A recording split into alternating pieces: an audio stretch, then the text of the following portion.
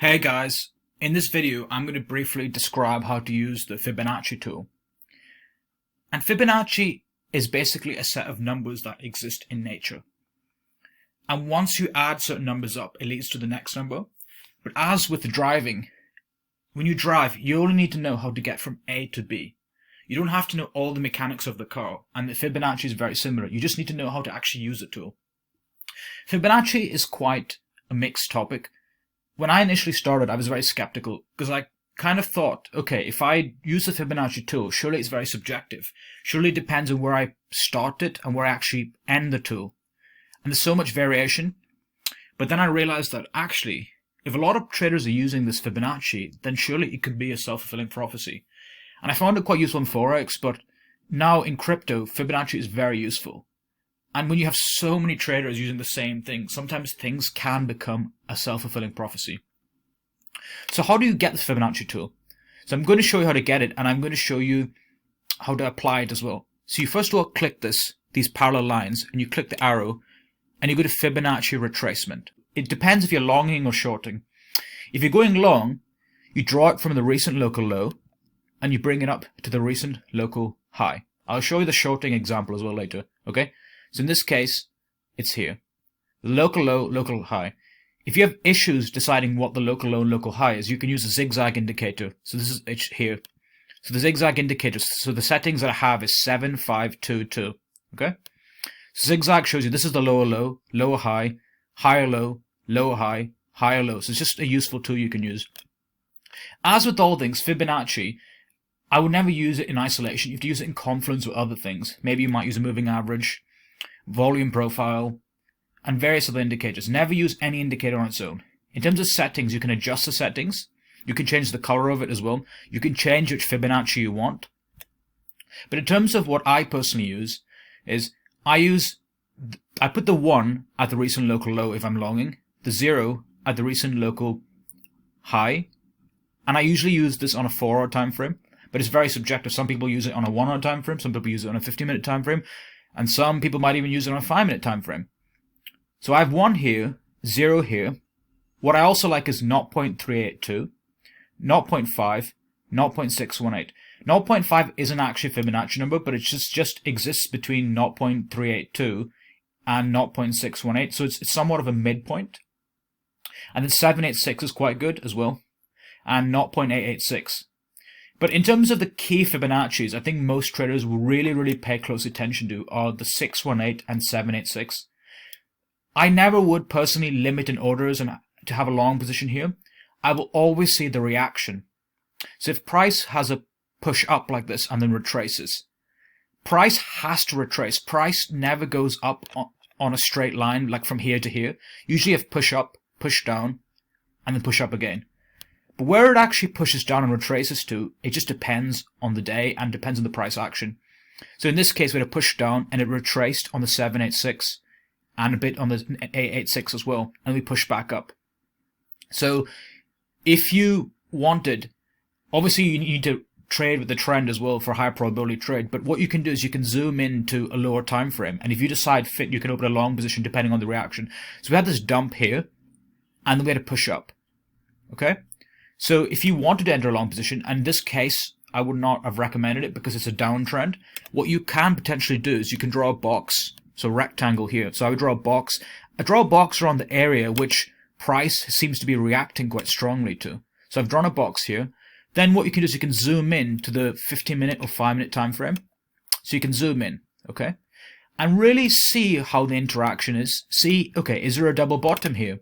Is there any bullish divergence? You can look at other things like RSI, MACD, or whatever you want to use. Is there any, and maybe stochastics as well, but see how the interaction, is there a double bottom? Look at volume profile, and if you see fit, you might want to limit in an order. You might decide, okay, this trade might be a good risk reward, so I might go for a long position. So in this case, if you had gone long, you would have got a 1-to-7 risk reward, 1-to-6 risk reward ratio trade. But it all depends on the circumstance. There's no one-size-fit answer. And you have to use everything in confluence. And also, if you are adamant that it has to go to the 786, and I've seen this before as well, sometimes price will retrace and people have been adamant that it goes to the 786. But one time I noticed, it was actually last couple of weeks ago, Bitcoin pushed up and then retraced to the actual 0.5 Fibonacci on a chart, and I zoomed in and I saw that, okay, there seems to be a double bottom here, there seems to be some kind of demand here, and the volume profile suggested as well.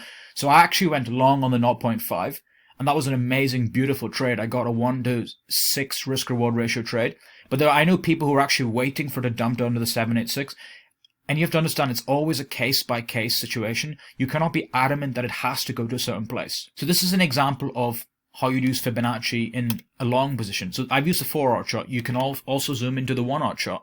So for example, you click 1 hour. You can perhaps draw Fibonacci from, so we have this push up, push down. So someone else might draw Fibonacci here in the 1-hour chart. So I draw Fibonacci from the low here to the high here. And you can always change the color, by the way. So in this case, you can see we had a push up retracement. So the retracement here was between the 618 and 786. So 618 and 786 is what I mostly use. I'm very curious how it interacts with the price there. So in this case, we entered the midpoint and we pushed back up. So this is just another example in the 1 hour time frame. And you can always zoom in. You can draw a box here, and you can zoom into the 5-minute and see the interaction. So I think once you've really mastered market structure, various other key smart money concepts in trading, and you combine Fibonacci, it can be a really good tool, in my opinion. This is an example of a long position, but now I'm going to go, for example, on a short position, and perhaps this situation is actually better for using Fibonacci in a short position in this case. So in this case, we're actually in a downtrend, you can see. And if you're not sure the trend, you can, of course, you can use EMAs. So in particular, the EMAs that I like are 21, 34, and 55. So again, even EMAs can have Fibonacci as well. So as you can see in this case, we have, so the blue EMA here is 21, the yellow is 34, and the green here is 55. But as you can see, the 21 is below both the 34 and 55. So in my case, I'm actually going to be more short biased. If the EMA 21 was above the other EMAs like 34 and 55, then I'm going to be more long biased. I'm so robotic, like I just stick to what the chart tells me. See, okay, so in the 4 we're actually short biased, we're in a downtrend. So this is the local high, and this might be a local low. So I might draw a Fibonacci from here. So this, in case, remember the last time we went long, the 1 was here and the 0 was here. But in this case, because I'm doing the reverse, so the 1 goes here, and I'm drawing the 0 here. So it's the reverse. So the 1 always goes where you start off with, and the 0 goes where you end up. So in this case, you can see we had a push down and then a retracement, and this wick ended up between the 0.5 and 0.618. Yes, you are interested in how it interacts with the 786, but always remember that price does not care about your opinions. Market will do whatever the hell it wants to. So to push down, push up. Okay, so we seem to have a wick here. This wick to me suggests that, okay, there's a lot of selling pressure. We pushed up, but then we pushed back down. And this is what I also reiterate. Always pay attention to the momentum of the candles. The chart tells a story. So in this case, I'll draw a box in this region. So just a box around here. Because this is where there seems to be a lot of supply, a lot of selling pressure. We didn't have any confidence to actually go back above here. So we can see there's a lot of interaction in this 0.58 and 0.618. So then I would do is I would zoom into the 15-minute to really sharpen my entry. So in this case, and I'll use other indicators. It all depends, no two people use the same thing. I go into the 15-minute. Okay, then I might go into the 5-minute as well. And the whole point of this is to really sharpen your entry. And because you've really fine-tuned your entry, you can get a more tight stop loss. So for example, your stop loss might be around here. You would have got a 1-to-5 risk-reward ratio trade. So in this case, the amount you're making per the trade is actually 5.5 times the amount you're actually risking in this example. The beautiful thing about Fibonacci is that not only is it respected on the daily chart, 4-hour chart, but in crypto especially, it can be respected on the weekly chart as well.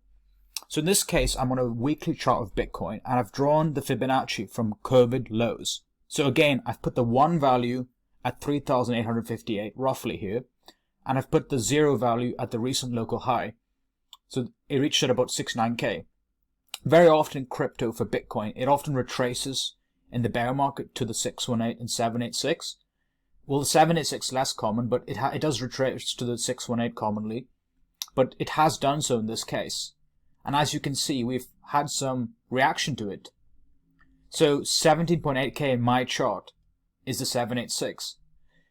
And to get more clarity, you can also perhaps draw another Fibonacci from this local low here, 3000, and mark it up to this high. And by doing that, you get another perspective. So you can really play around with this. And very often, I find, initially, I did not like Fibonacci, but you do learn to accept it. And you do find the price inevitably does respect it to some degree, especially when so many people are looking at it. Well guys, thanks a lot for watching. I will talk more about this topic in future. I hope this video was helpful. Please do check out my other videos. I talk about other things, like for example constructing a good portfolio, risk management, and just my Bitcoin analysis. But yes guys, do subscribe, and thanks for watching, and I'll see you in a bit.